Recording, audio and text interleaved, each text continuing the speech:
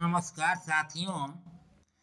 आज का कंटेंट एक ऐसे विषय वस्तु पर आधारित है जिससे कमोबेश हम सभी उससे आहत हैं, प्रभावित हैं।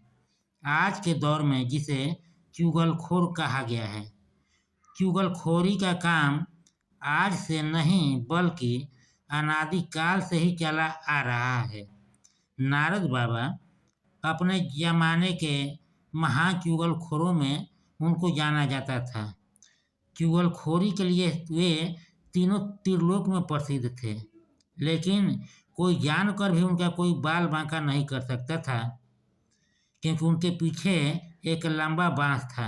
वो बांस क्या था, इसको जानने के लिए शांतिपूर्वक कूल होकर फुल वीडियो देखना पड़ेगा। इसमें मज़ा ही मज़ा है। यदि थोड़ा भी आपको अच्छा लगे तो लाइक सब्सक्राइब जरूर कीजिए।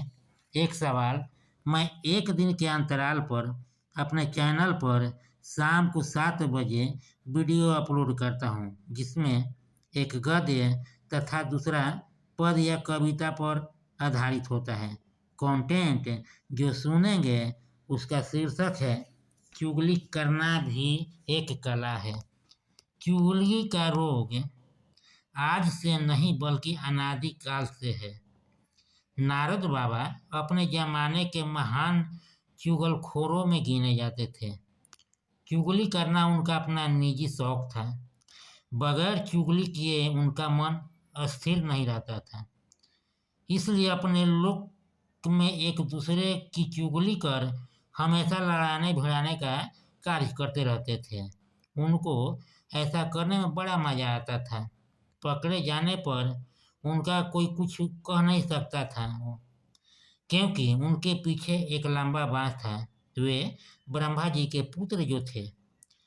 अन्य सारे कलाओं की तरह चुगली भी एक कला है। इस कला में उसी को निपुण माना जाता है जिसके जुबान पर सरस्वती का वास हो, वाक्पटुता तथा सम्मोहन शक्ति आगाध हो। क्योंकि चुगली का डोज जिसको दिया जा रहा है उसके अंदर सही रूप से प्रवाहित हो रही है कि नहीं, भली भांति जांचना परखना पड़ता है। हमारे पड़ोस की बिमला दादी को कौन नहीं जानता। वह चुगली का डोज देने में इतना निपुण व परंपरागत है कि जब मोहल्ले में निकलती है तो अपने घर की खार खाए कुंठित बहुएं अपने घरों से निकलकर दादी को धर पकड़कर घर में ले जाती है, चाय पान कराती है। कोई कोई बहू तो दादी को आपाद मस्तक मालिश या मसाज भी कर देती है। मैं जब तक बिमला दादी को देखकर अपने घर में सबको सिरे से बता दिया हूँ कि बस बात उतना ही तक सीमित रखना है। कहीं ऐसा न हो कि आते ही घर का सारा भेद उगल दो और वह चारों तरफ फैलाकर मजा ले। खैर, चुगली करना उनका आज भी बदस्तूर जारी है। चुगली दबी जुबान से किया जाता है। जिसके बारे में चुगली किया जाता है, सुनने वाले को चेता दिया जाता है कि ये बात उससे मत पूछना, नहीं तो मामला खटाई में पड़ सकता है। आप तो अपने हैं, इसलिए सतर्क हो कर देना अपना फर्ज समझती थी। यही बात कुछ उलट कर प्रतिद्वंदियों से कहा जाता है कि अमुक परिवार का आप लोग के प्रति कुछ अच्छा रवैया नहीं है। आज के संदर्भ में यह कला पराकाष्ठा पर पहुंच गया है। नेताओं ने इसे जमकर गले लगाया है, तभी तो उन्हें आज का आधुनिक चुगलखोर कहा जाता है। वे मंच से डंके की चोट की तरह प्रहार करते हैं अपने विरोधियों पर। इसी चुगली के बदौलत सरकार बनाकर समयावधि तक खींच भी ले जाते हैं। सच कहा जाए तो राजनीति और चुगली दो शरीर एक जान है, दो तलवार एक म्यान है।